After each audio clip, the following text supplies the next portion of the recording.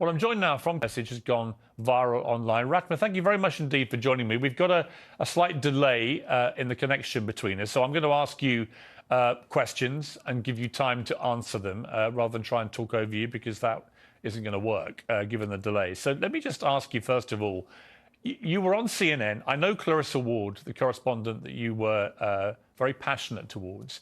In my opinion, having worked at CNN, she is one of the best foreign correspondents in the world. And I felt absolutely has tried to straddle this very tricky line of reporting fairly and accurately on what is a horrendous conflict. When you look back at yourself in that exchange with Clarissa, how do you feel about the way that you addressed her? Do you have any regret? Or do you feel you could have expressed yourself differently? Or do you feel that it accurately represented how you were feeling? كملوا الفيديو لغاية الآخر اسمعوا شجاعة وجراء بنت مصر.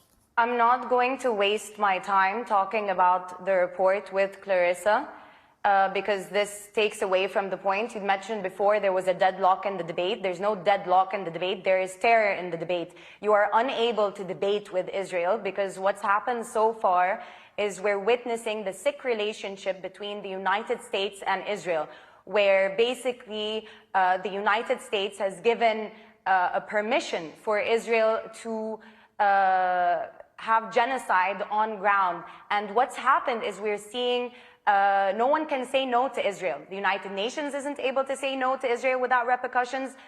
Media figures aren't able to say no to Israel without repercussions. So what ends up happening is that you're basically raising a spoiled brat you're unable to say no to, that has now grown up to be a sociopath. And let me reiterate that the relationship between the United States and Israel is putting the world in jeopardy.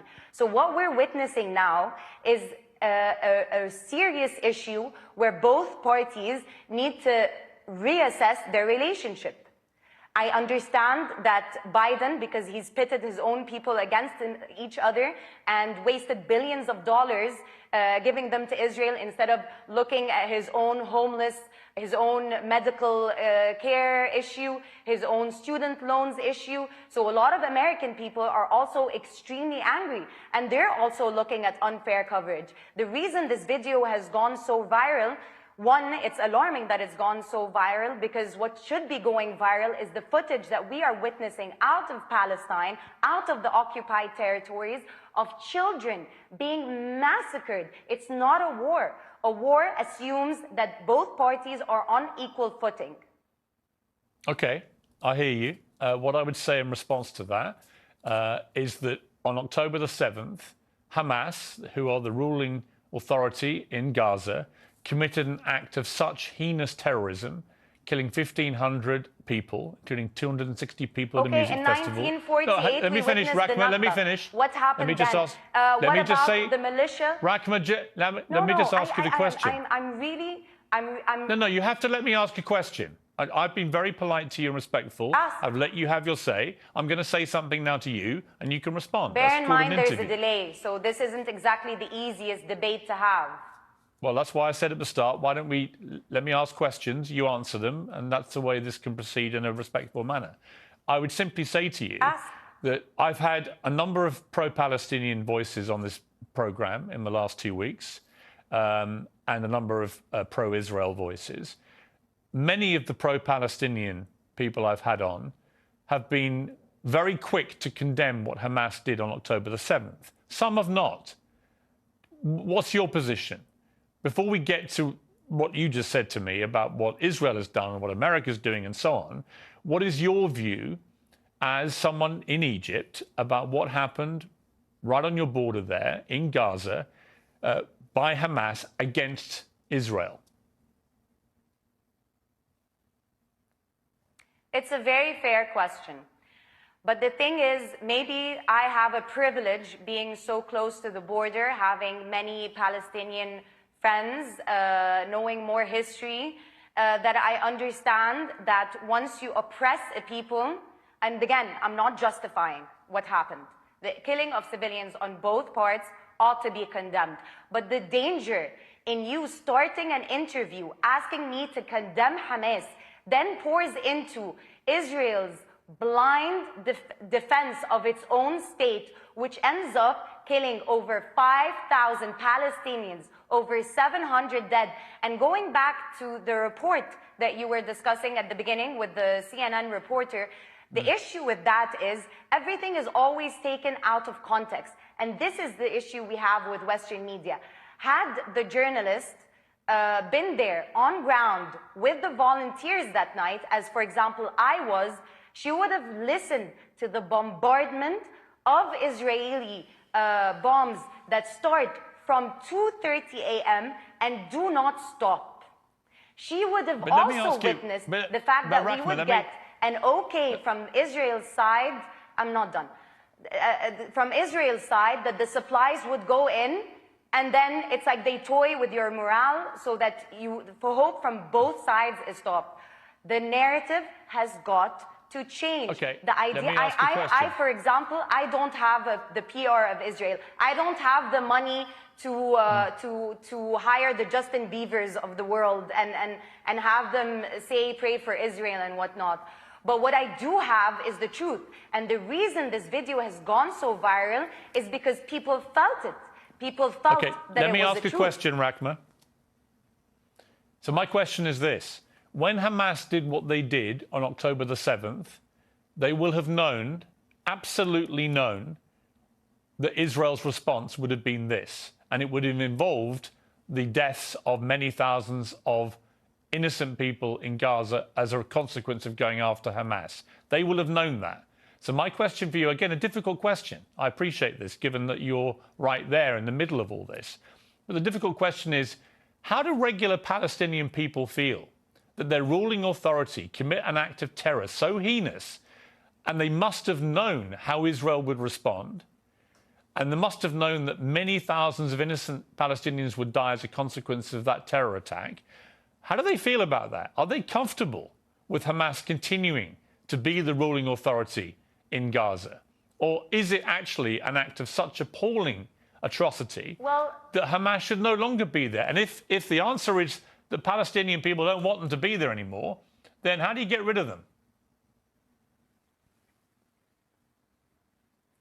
Unfortunately, the Palestinian people don't have the luxury of the time to think of Hamas. The voice notes we're receiving from our Palestinian brothers and sisters from under the rubble, from mothers who've lost their children, from home families that have been eradicated. The sentiment we're getting from the Palestinian people is, do they see us? If the United Nations, that's whole premise was to avoid this kind of genocide, was created to avoid this kind of humanitarian crisis, cannot stand up to one spoiled brat of a fascist organization, then where are we in this world? And what's sad is that it's a top-down movement. You have the United Nations unable to speak to Israel. You also have the people at work who cannot hold the Palestinian flag, who get fired on the spot. I've had people who work in New York text me and tell me that they've been fired on the spot. You know what else I've had that unfortunately I cannot show? Screenshots, last thing, screenshots of emails from prominent news channels where anchors, where younger people are emailing producers, begging, are emailing one another, begging, why aren't we showing the other side? Why aren't you showing the other side? Because what's happened is that I have to be able to respond. Israel has given you a brand book where you can, so that you can be prim and proper in front of your own people. I have to be able to respond, They've been very Rachma. clear about their intent. They've been very clear since the Haganah. You have to let me respond now, okay? I'm listening to you respectfully. I am not the media. I've given more of a platform to pro-Palestinian people, including yourself, than any other show in the world. So I resent the suggestion that I'm just like everybody else. Which is in itself a problem. I have deliberately given large chunks of my show each night to voices like yours to tell the side of the Palestinians. But again, I come back to this. You talk about genocide by Israel against Palestinian people. What do you call the Hamas stated intent?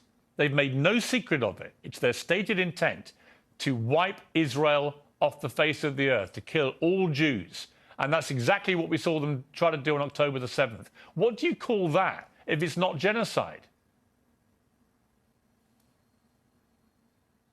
But you've seen that from the other side. You know, it's interesting because this point brings one to be called and dubbed anti-Semitic. You know, I believe that Israel is the most anti-Semitic entity ever. We used to live with our Jewish brothers and sisters here in the Middle East and in Palestine, and the creation of Israel on a racist premise differentiated, because you didn't have Jewish Arabs or whatnot. You just had Arabs. They were Christian. They were the people of Palestine. You're not answering my question, They were Rachma. Muslim. They were Jewish. I don't need to, because the problem is Actually, you do need to. Why are we having a debate? Is it not to solve, or is this for another sensational interview? Is this a sensational interview, it's or not is about it sensation. To solve? I am You've here accused- to say you've something accused clearly, Israel of that genocide. we need a ceasefire because the world is in danger. I Well, have I would accused say- Israel of genocide. I am Yes, accusing Israel and of I'm genocide. simply saying this to is you- a genocide. and They I'm have simply said saying it's a to- genocide. Rachma, I hear you, and you're perfectly entitled to that view, although Israel would contest that characterization of what they have been doing, but many would agree with you. But I simply say, what is Hamas waging against Israel? I if would that's love not if they genocide? would contest with evidence rather than terror. Yeah, but do you not agree with me that what I didn't Hamas hear is your doing last is part. clearly... Do you not agree with me that clearly what Hamas is waging against Israel is also genocide by your criteria?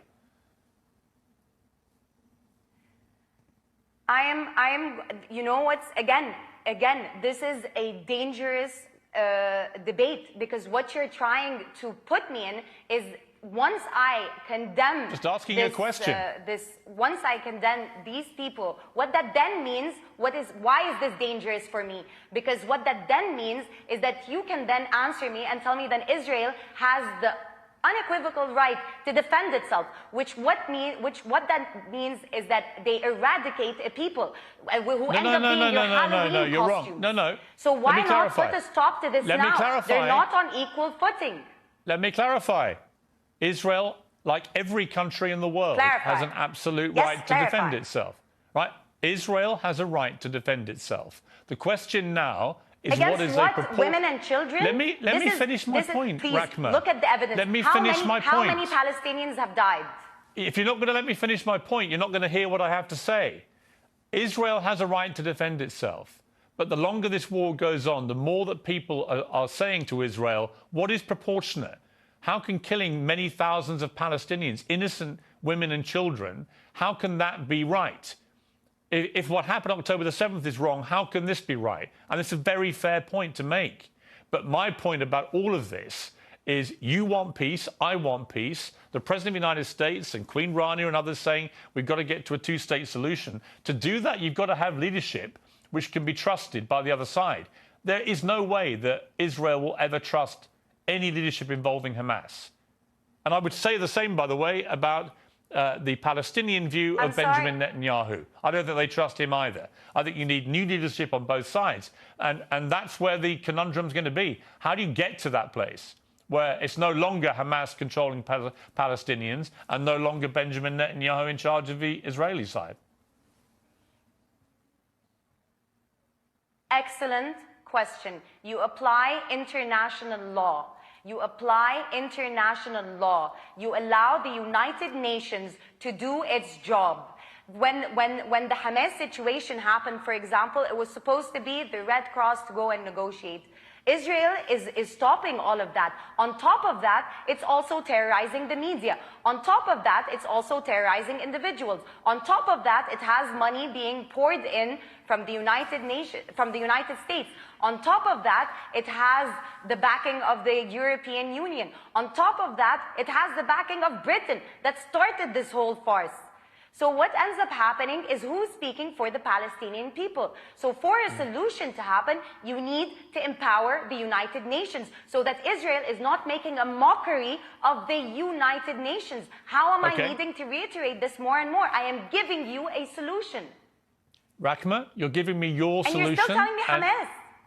Rachma, you've just given me... There will always be Hamas if you occupy a people. let me just finish this point. Let me just finish this point.